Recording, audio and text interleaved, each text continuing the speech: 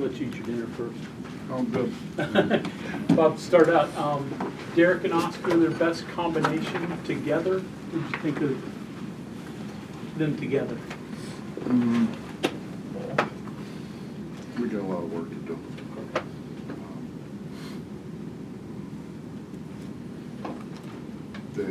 They're still getting in each other's way. We need to make sure that we can give each of them a chance to get isolated.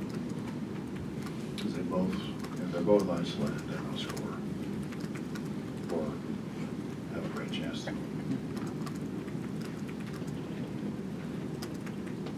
Talking with Oscar, it seems like he is hearing what you all are telling him about interior passing, the high-low, those things. How far has he come? What are the things he still needs to improve on?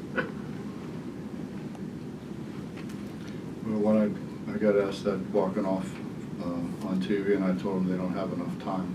How much time you got? Noon tomorrow. I mean, I think I've said that in here before. Oscar has really only played a couple of years. And that's at the high school level where obviously he was bigger and stronger and everything more than the people he's playing against. And, you know, we've got a lot of work to do with him, and he's got a lot of work to do, and just his understanding. You know, Derek got better as the year went on a year ago, and I think he continues to get better now, but Derek has a little bit better understanding of when and why than what Oscar does. But Oscar wants to learn. I wasn't very happy with him because I thought he took plays off. I wasn't very happy with him first half because he took plays off. And when you take plays off, generally speaking, you get burned. And so I think they made 3 threes when he was guarding him. Made a couple layups really when he did get back to his man. And, you know, when you're sitting in there and you're looking at maybe 13 points given up, that's a lot. But he's a great kid. He wants to learn. He wants to get better. He wants to do all the right things. I think sometimes he almost wants to do the right thing too much. You know that he just doesn't cut loose and play. But we got a long way to go. I thought as a team, though, you made defensive strides tonight. I mean, I thought. We're getting better, Bob. But, you know, then we got away from what we did we started doing at Pitt, which was good for us, and then we got away from it today for some reason unknown to me, and it was guys that you wouldn't suspect that they would, you know, not do what they were supposed to do. But then part of that maybe is then we had guys in there who hadn't played a whole bunch of minutes, and they start getting on the wrong side of a guy, and we're trying to be consistent with it, and you know, we may have made a mistake when we said let's go ahead and double out of it. Maybe that's too, not that we shouldn't do that, but it might be too soon to do that. Then you sit and you look at the schedule and you see who you got coming up, and we don't need to. Coach, are you puzzled at all through with Jordan's performance through 4 games? Why it's been the way it is?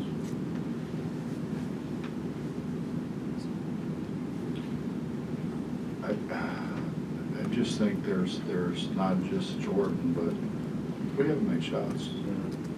Jordan hasn't made shots. Chase hasn't made shots. Taz made them the first game. He hasn't made them.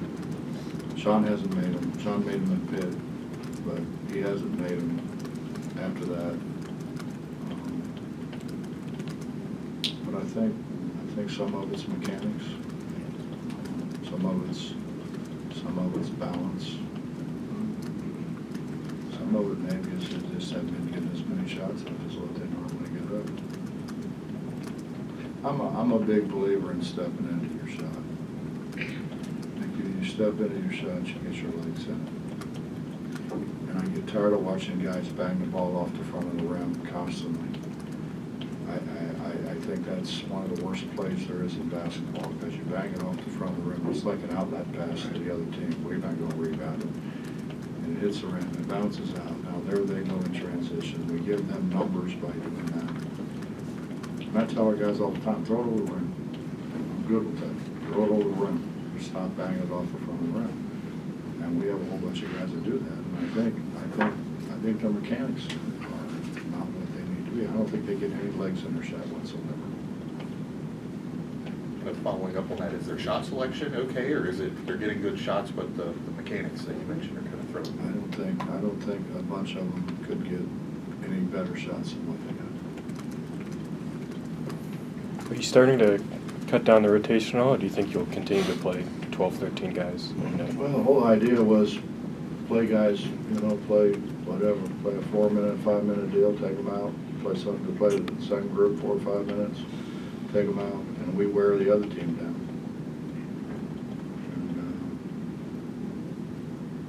And, we just haven't sustained anything. Derek said his foul trouble, he thinks it's from guarding some smaller guys than he's used to. Do you think that's an accurate assessment? That's part of it.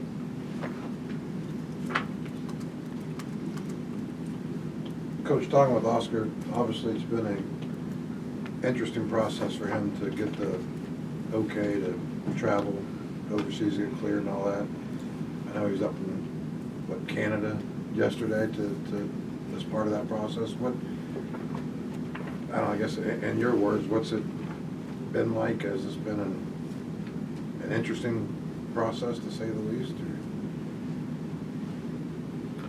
Well, it's more complicated than what ordinarily it would have been, because a lot of these in-season tournaments we play in the country. Right. So that's what really made it a little more complex. It's not playing here in the United States.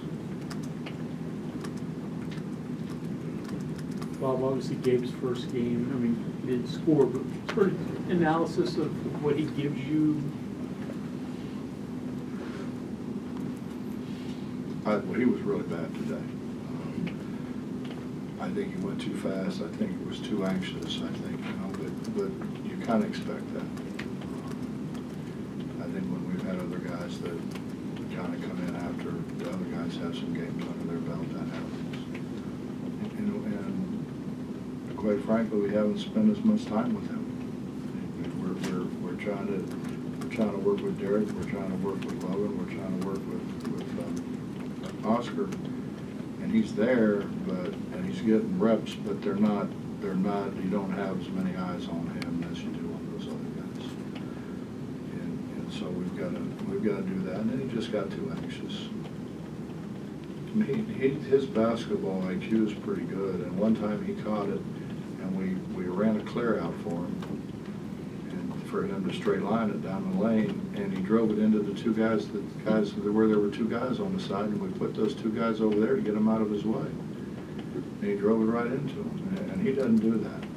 It's just I just think he went too fast, and he was a little too anxious, and he wanted to do a little more than what maybe he's capable of doing.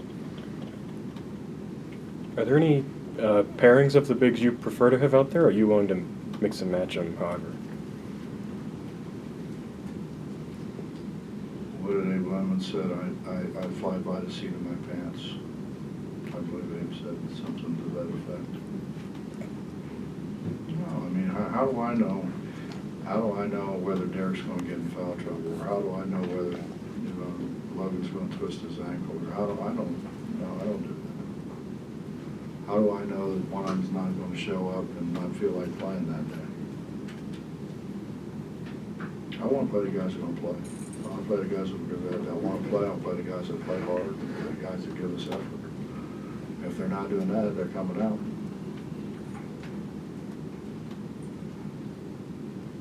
Some of them, I obviously haven't set them long enough. I set them longer, they will probably conform a little faster. Usually works that way. Bob, a lot of talk about your front court and your guards, and Emmett's kind of like right in between. Do you see any of that, like just trying to play his part and let others get together, or is he affected by this somehow? Well, that's, he'll once we get Gabe caught up, we're not, how do I say this? We're not playing Big 12 people now. And so the majority of the people we're going to play are not going to have 6'3" guys playing power forward. So he's going to guard a 3-man like really. I mean, we started out him doing. And he's obviously capable of that. We had him on Culver last year. Anything else? Yeah, Bob, looking ahead just a little bit with the possibility of a matchup with South Carolina. Obviously, you and Coach Martin have history there. What's the relationship like with you and Frank these days? Frank and I are really close. I try to recruit guys. I used to tell everybody this. They're like, why did you hire Frank? I said, because I couldn't get any of his players from him. I tried like crazy to recruit those guys at Miami Senior, and we came right to the end with several of them and didn't get any of them.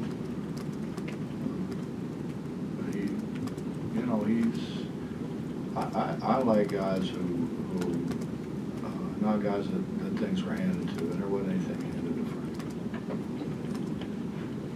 I told the president of Kansas State, he was like, well, he said to me, he doesn't have any head coaching experience. This is when I came back here and I was trying to tell him to hire Frank out there. And I said, no, he's got all kind of head coaching experience. He said, yeah, but it's high school. I said, let me explain something to you. He coached better players in high school than I had at Cincinnati. He would have 6, 7 high-level Division I guys. Now, you want to talk about hard. You got to manage all those egos. You got everybody in their ear. This guy wants to outscore this guy, and all he did was win state championship after state championship and go undefeated. So, I knew the guy could coach. I knew he could deal with people.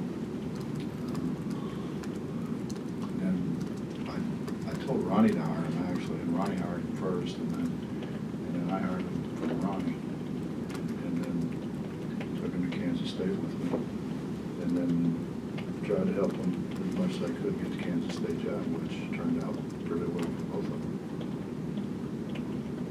Were you close to bringing him here when you came? Or when was it? They were in the car. He and Delonte were both in a car headed to the airport. And the president called him, and they called me. They said, what do I do? I said, turn around. And so he turned around, and he got the job there. Being a head coach there is a little better than being an assistant here in a lot of ways.